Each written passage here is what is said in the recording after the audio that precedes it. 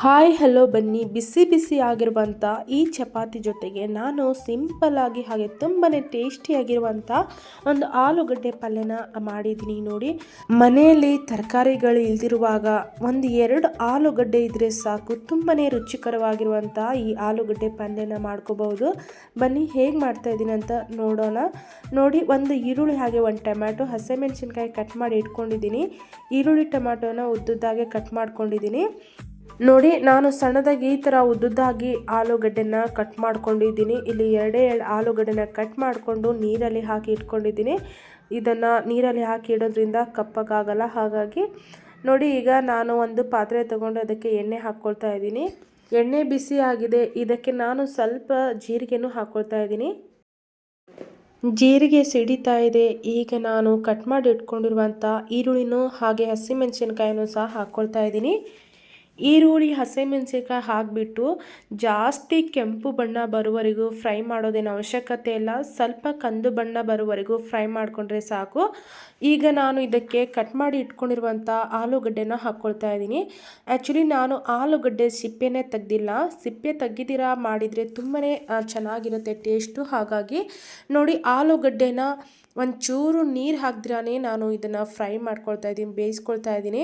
ಇದಕ್ಕೆ ರುಚಿಗೆ ತಕ್ಕಷ್ಟು ಉಪ್ಪನ್ನು ಸೇರಿಸ್ಕೊಂಡು ಹಾಗೆ 1/4 ಚಮಚದಷ್ಟು ಅರಿಶಿಣ ಹಾಕ್ಕೊಳ್ತಾ ಇದ್ದೀನಿ. ಈಗ ಇದನ್ನು ಪ್ಲೇಟನ್ನು ಕವರ್ ಮಾಡಿಬಿಟ್ಟು ಅದೇ ಒಂದು ಈರುಳ್ಳಿ ನೀರು ಬಿಟ್ಕೊಳುತ್ತಲ್ವ, ಅದೇ ನೀರಲ್ಲಿ ಇದು ಚೆನ್ನಾಗಿ ಬೇಯುತ್ತೆ ಆಲೂಗಡ್ಡೆ. ಹಾಗಾಗಿ ಈರುಳ್ಳಿನ ಮುಂಚೆನೇ ಜಾಸ್ತಿ ಕಪ್ಪು ಬಣ್ಣ ಬರುವವರೆಗೂ ಫ್ರೈ ಮಾಡ್ಕೋಬಾರ್ದು. ಸ್ವಲ್ಪ ಕಂದು ಬಣ್ಣ ಬರುವವರೆಗೂ ಫ್ರೈ ಮಾಡಿಕೊಂಡ್ರೆ ಅದೇ ಈರುಳ್ಳಿ ಜೊತೆಗೆ ಚೆನ್ನಾಗಿ ಬೇಯುತ್ತೆ. ಹಾಗಾಗಿ ನೋಡಿ, ಈಗ ಪ್ಲೇಟನ್ನು ಕವರ್ ಮಾಡಿ ಬೇಯಿಸಿದ ನಂತರ ಈ ರೀತಿಯಾಗಿ ಸ್ವಲ್ಪ ಆಲೂಗಡ್ಡೆ ಫ್ರೈ ಆಗಿದೆ.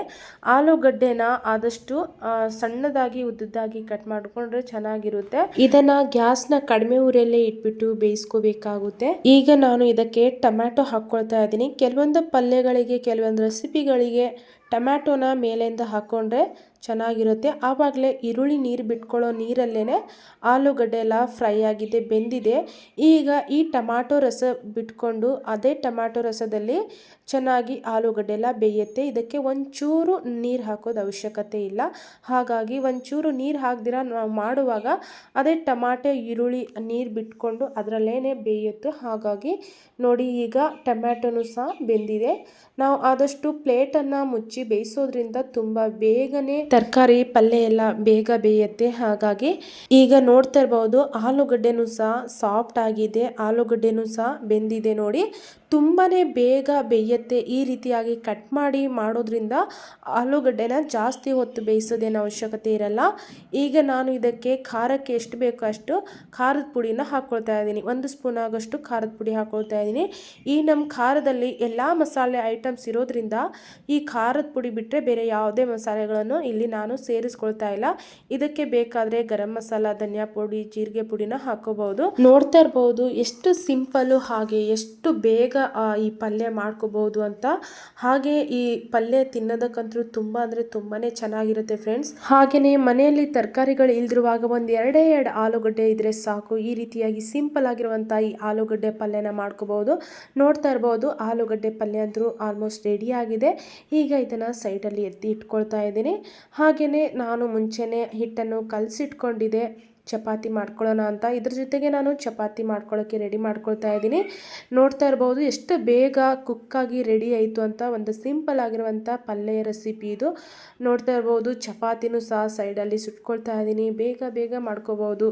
ಒಂದು ಸೈಡಲ್ಲಿ ಆಲೂಗಡ್ಡೆ ಪಲ್ಯ ಮಾಡ್ಲಿಕ್ಕೆ ರೆಡಿ ಮಾಡೋಕ್ಕೆ ಇಟ್ಬಿಟ್ಟು ಸೈಡಲ್ಲಿ ಚಪಾತಿನೂ ಸಹ ಮಾಡಿಕೊಂಡ್ರೆ ತುಂಬ ಬೇಗ ಒಂದು ಅರ್ಧ ಗಂಟೆಯಲ್ಲೇ ನಮ್ಮ ಅಡುಗೆ ರೆಡಿ ಆಗುತ್ತೆ. ನೋಡ್ತಾ ಇದ್ದೀರಲ್ವ, ಈ ರೀತಿಯಾಗಿ ಬಿಸಿ ಬಿಸಿ ಚಪಾತಿ ಜೊತೆಗೆ ಈ ಆಲೂಗಡ್ಡೆ ಪಲ್ಯ ಅಂತೂ ಸೂಪರ್ ಆಗಿರುತ್ತೆ ಫ್ರೆಂಡ್ಸ್.